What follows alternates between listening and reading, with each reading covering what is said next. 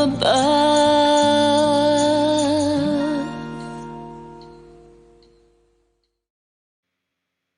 Woo! Hello, everybody. Welcome to Interruption Hug with Heather Ray. Guys, I'm Heather Ray, and I am so excited to be here with all of you. Guys, as always, this Interruption Hug is from above, and may God get all the glory. Guys, this show is about bringing on kingdom-building people of all walks of life. So today we have someone very special on, beautiful Princess of God, and that is Kathy Jo Hahn. I want to make sure I say it correctly. It's the last names again, guys. But she is pretty awesome. And she's going to be telling us all about what she's doing for the kingdom today. And guys, she is actually, we're doing a virtual one today, and next week we'll be doing it with Sam Day. She's in Everett, Washington, and so she's 3 hours behind 6 a.m. So, woo! She's early today. So yeah, we're gonna get right to it. I just gotta get to the little promo here.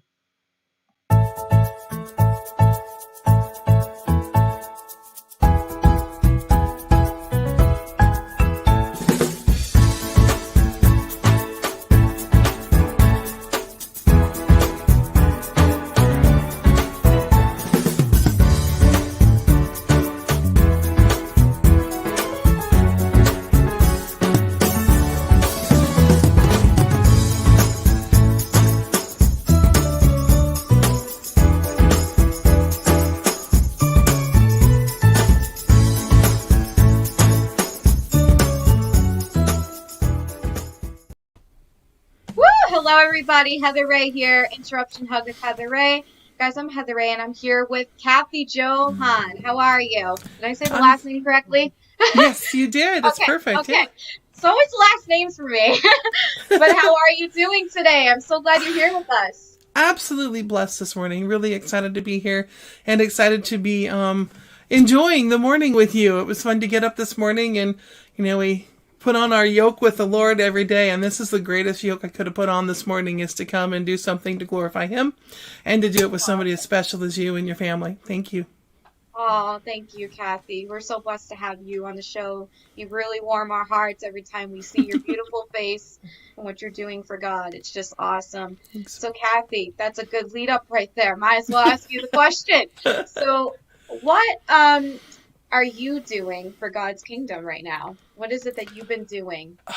I'm really trying to rock His church. I'm really trying to empower the truth of the priesthood of the believer. I'm trying to empower the truth that creativity is part of God's story. I'm trying to be an example for, not righteous justice, but being able to stand up for those people who feel like they've been left behind by the church. The church is not failing. I'm not saying that. What I'm saying is that there are some people who were put on this planet for His church, for the ecclesia.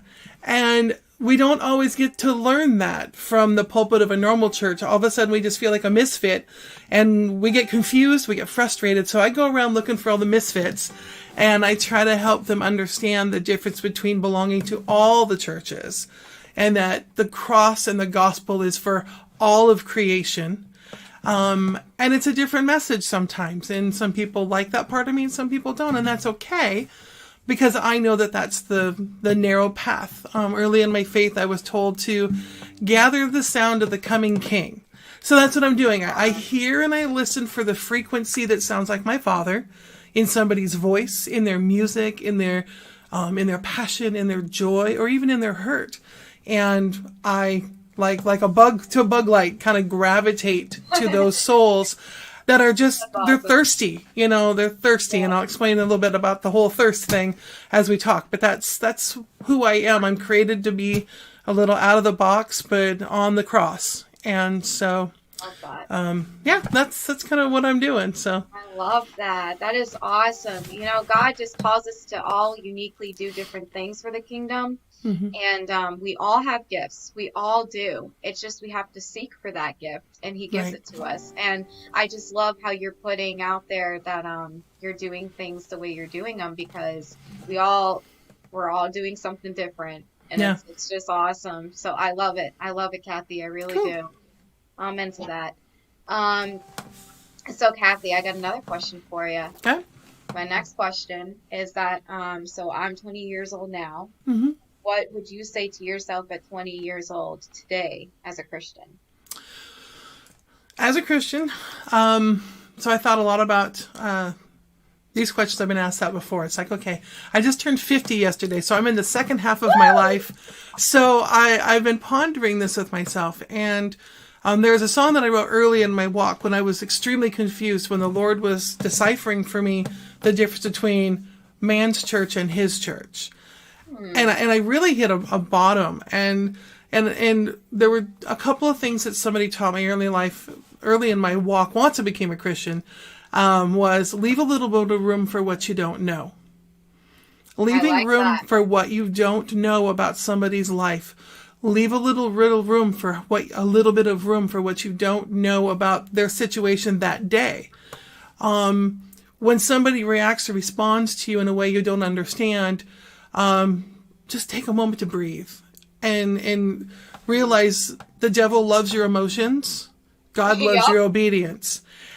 And if I had understood how to rein in my emotional response to the hurts in ministry, my emotional response to God having to recreate my life, because I wanted nothing to do with God. When I got married to my husband, we agreed before we got married, never, ever, ever will we be a Christian. Never, ever, ever will we step into church. Never, never. Don't even ask. I was like, Don't go there, girlfriend. And we were both pretty young, so it's a great question for me, because when I did end up getting saved, this is really quick, I ended up getting saved in a bar after a suicide service. After coming out of, I was a shamanic healer and spirit medium before I got saved, and an angel came in, and I got saved through a very unusual way. And so my testimony was very odd. And so this beautiful Christian gave me this line, leave a little bit of room for what you don't know. And it gives me grace for people before I respond. And I think as a young believer, even a young person considering faith, when I had to stand for my faith, my husband immediately wanted a divorce. So I'm like, I don't understand that, God. You're supposed to be doing there. So leave a little bit of room for what I don't know. And so I think that's what, and the other one was, when will I learn? And it's a song I ended up writing. When am I going to learn? You never stop learning. Never do. So No. leave a little bit of room for what you don't know, and realize that no matter where you are, you're never going to stop learning more about faith, more about that and those challenges that as you learn, leave a little bit of room gives you grace for yourself and grace for others. So those are the two big things that I try to tell every young believer and everyone I get a chance to, is leave a little bit of room for what you don't know, and realize, when am I going to learn? What am I going to learn? Well, you're never going to learn until you get to see him. Then you'll know it all. Always learning. Always learning. Yeah. So Always. those are my pieces of wise counsel for the blessed of young age. Well, I love that, because you know what? The truth is that a lot of the times, most of the stuff that we run into problems-wise is because we just react under our emotions. Yeah, and exactly. It's like a rapid fire that's not from the Lord. And we know we just need to just take a second, be still, and come back. And only God knows. Only He knows. And we just don't know. So we have to accept that, and just allow Him to help, carry us through whatever we're going through, or just regular life on a daily. We have to trust Him in His will first. Yeah, the last little phrase on that one is, just the other day, this last couple of weeks, something kind of hard happened for me. And I was thinking about it, and the Lord showed me, I said, I can't be standing in a lumber yard and then go shopping at Home Depot. No, you definitely can't pull do the that. log out of your own eye, So, I got to make sure I'm not in the lumber yard when I tell somebody else not to shop at Home Depot. So, that's my funny story of the day. That's the humility part of it that goes along with that, is, you do have to is just too funny. Check your heart and make sure you're not in the lumber yard while your friend is in Home Depot. So, yeah. So there you go. That's your good smile for the day. I love that. I really do. Well, Kathy, one thing I also love is that And God also shows us in the Bible about, the good fruits that we should bear. Mm-hmm. And, that's another great example of like how we should be walking, as Yeah. Christians or just people in general, is that, He is the light and He gives us what we need to have that immediate, like, okay, I need to check and see how I'm doing to Right. make sure that I don't react in a bad way to somebody else just because my emotion wants to. I mean, in that Right. second, I'm going to cross pitch something being here really still. quick I forgot Yeah, about earlier. Also, for all you young in your faith, this is the most influential book, How to Worship a King by awesome. Zach Neese, I that love that. transformed me, transformed my ministry. And if you're early in your ministry and worship is your calling, have Hmm. to, have to read that book. I love It'll, that. yeah, Thank you it's for an amazing sharing book. that. I forgot Yeah, about that. So, all right. Anyways, I'll have to read that. I do a Oh, study on it first Monday. So I do a live Zoom study first Mondays of every month. So I'm going to do it for the rest of my ministry. So you're always welcome. I love that. Yeah. All right. And I just want to say you look beautiful today. Oh, I thanks. love the red. I love it. It's I do beautiful. too. It's awesome. All right, so we're gonna be back in just a second, and Kathy's going to share about her what she's doing for some of her songs, and also a song that she's gonna share with us. So Yay. back in just a minute.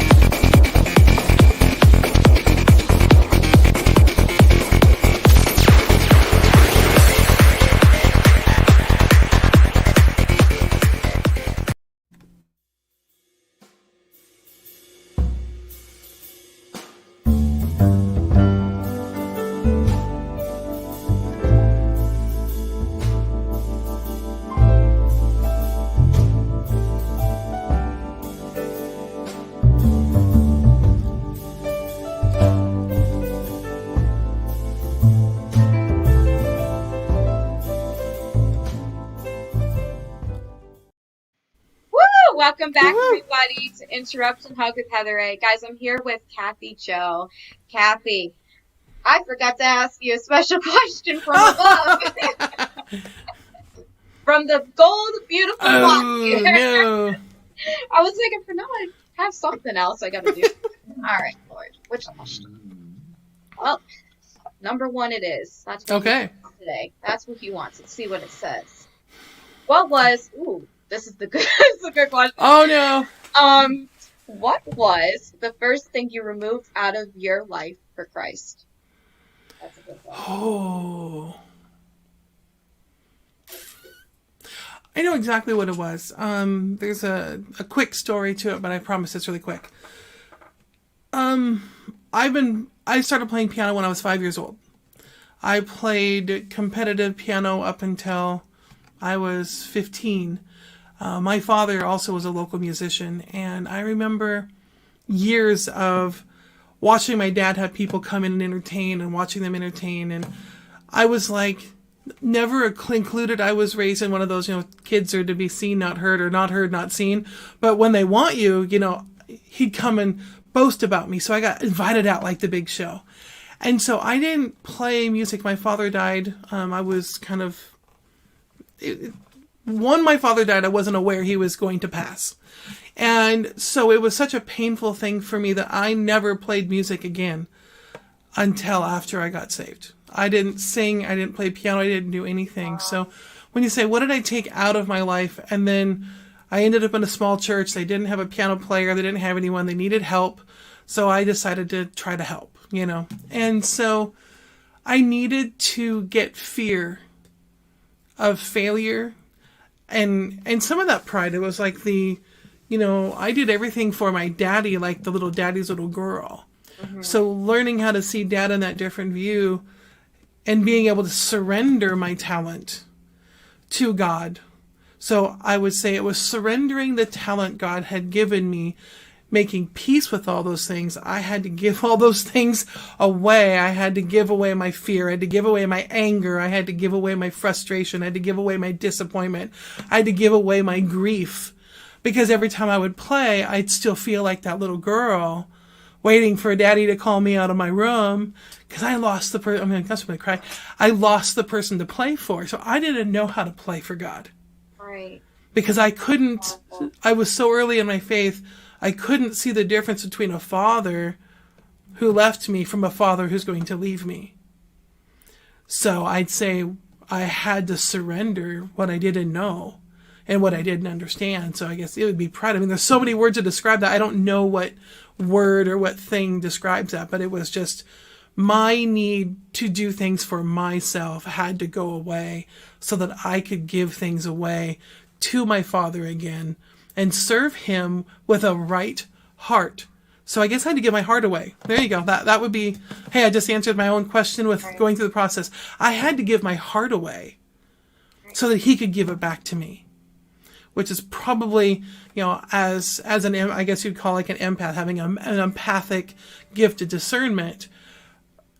Feeling the heart of other people is really hard. I mean, it hurts when you feel other people's pain. So he has to have my heart in his hands. Otherwise, everything becomes about me. Everything becomes personal. And when we talk about, some of the songs I've written, I'll get into that, the whole me idea. But yeah, I had way. Answer there. Thank you for helping me process that thing. I'd actually never thought about that. So there, live ministry in its own. Yeah, it's the heart and testimonies, that brings so much healing, and that really spoke to me. So good, God bless you and what you're doing, and I love that you were able to.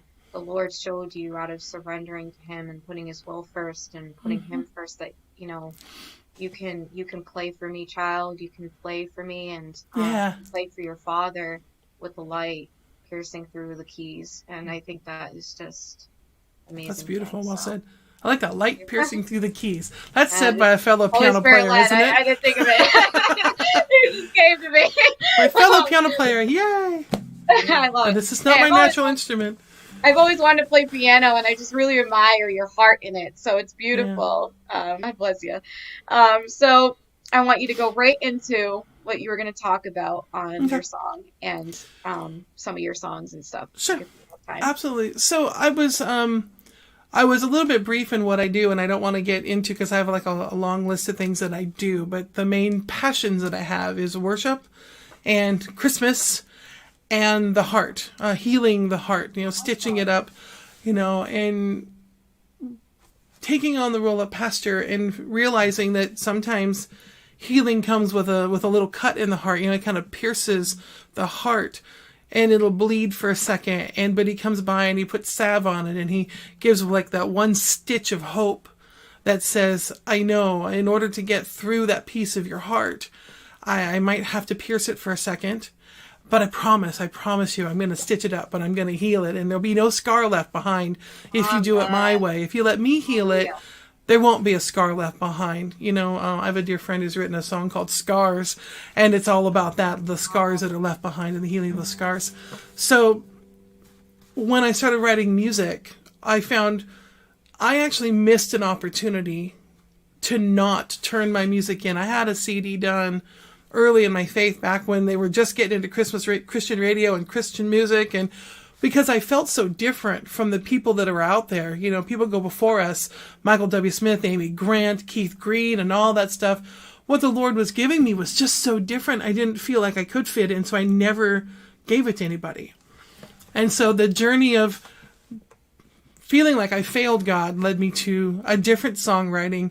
And so I wrote, one of the songs was, When Will I Learn? Like from that says, I wrote it on the top of a ferry boat in the moonlight. It's time is running short, and, things are going to come to an end. When am I going to learn how to do things the way Jesus did? All he did was turn his eyes to you, and you did that. But when I mess up, how do I come back to you? How could you still love me when I mess up? And so that's where that When Will I Learn? And then I went through a series of tears of praise. So for me, worship is moving the body to emote. And we call that tears of praise. When you feel like when that spirit is just falling upon you and you just want to weep. You're not sad, you're not happy, you're just, and just like, you just feel like the spirit fell on you. And I call that tears of praise. So I named my band Tears of Praise. And I wrote a song called Tears of Praise. And that's when I had really hit bottom with the church, just very confused. And I was like, why do I keep crying? And people would, oh, your faith is so weak. You're just a crier. You're such a distraction, Kathy Jo. And I'm like, I don't know what's happening to me. I get emotionally caught up during worship, and it makes me weep. And me too, girl. Me too. Yeah. So that's another song, like Tears of Praise, which is a big theme song for me. And it's tears like rain, tears like rain, pour like pain in caverns deep inside of me. There's tears like rain, fall like pain in caverns deep inside of me. And that's kind of that opening line. Yeah. And so then from there, I end up writing Me. What if I awoke tonight to a brand new me? I wrote that in honor of, I was doing Celebrate Recovery ministry for years. So that was a song I wrote in as part of my testimony for going through codependency in Celebrate Recovery. And then during that process, my grandmother died. So that's the song I'm choosing to do, is about my grandmother. And here is why. So yeah, I have like Rock the Church Northwest was made for giving a safe place for creative people to come to, like Nativity Story. I have this full Nativity Story, but when it comes down to the testimony of the Lord, it's like, who really influenced you and how did you learn about the gospel? I didn't realize that my grandmother was the gospel. My grandmother never opened a Bible. We actually called her All Great Mary, and she was like, this is what a matriarch they call it, when a woman is kind of the pillar of a family. She raised 11 children out on, we have these things called the San Juan Islands. And so she had 11 children raised on a farm, very little money. Her husband dropped dead in his 40s, left her with, 11 kids. Oh, gosh. And so she moved to like the mainland, and just every one of her kids are gardeners, business owners, computer people. And it's just amazing to see this family come from that. And so when my grandmother died, she was the one that would be in the front of the parade with a gun on, gun rights, all that. She was just the community around her, and she would go out, and she had a green thumb. She could make anything grow. Anything. Oh, wow. I would love to hear that song. You'll have to show me. Yeah. And so this song was given to me, and imagine 300 people, all with sunflowers, walking and throwing it into her grave and telling stories and laughing with joy that she was finally going to get to be where she was, because we didn't realize that she really was a gospel sharer until she passed. And so she was the gospel. So this is the song from that. Awesome. It's called Come Rest in My Arms.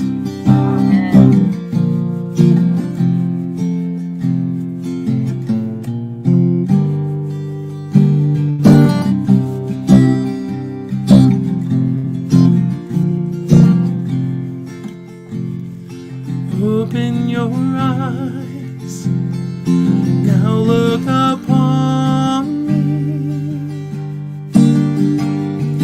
Open your heart, it's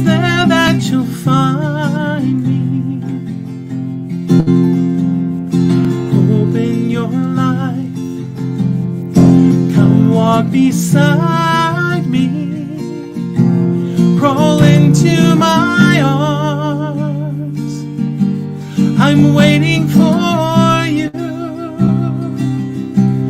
Come rest in my arms, my promise is true. Come rest in my arms, I'm calling for you. Come rest in my arms, let my light shine through. Crawl into my arms, I'm waiting for you. You know that I'm here. Your heart hears my whisper. I want to heal your tormented heart. Here, take my hand. Now run to my glory. Crawl into my arms. I'm calling for you. Come rest in my arms. My promise is true. Come rest in my arms. I'm calling for you. Come rest in my arms. Let my light shine through. Crawl into my arms. I'm waiting for you.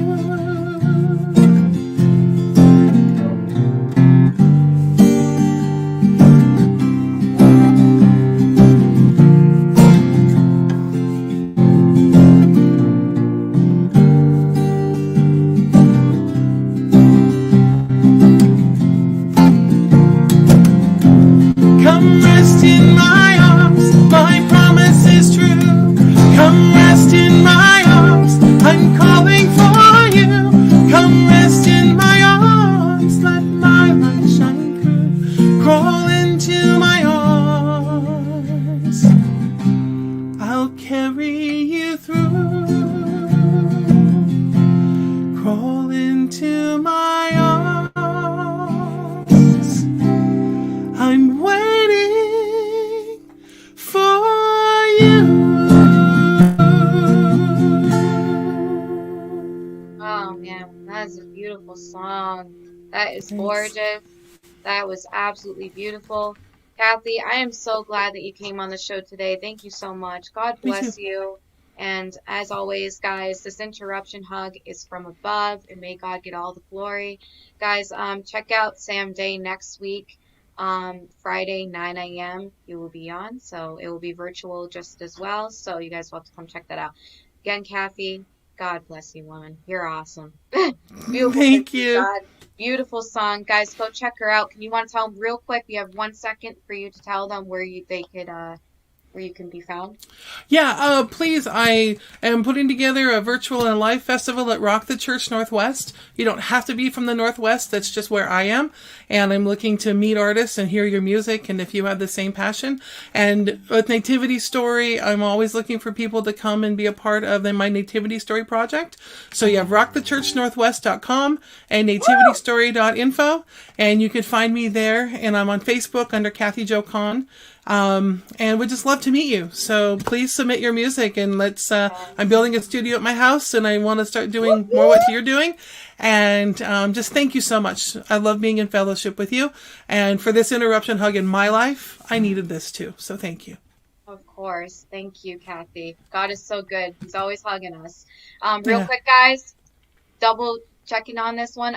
Make sure you guys come check out Thursday, 10 a.m. Heart Check with my beautiful mother. She is the host. So come check it out. Beautiful Princess of God as well. And all right, guys. I love you all. Thank you, Kathy. Love you. Thanks, Lord. Bye. Have a wonderful day. Bye.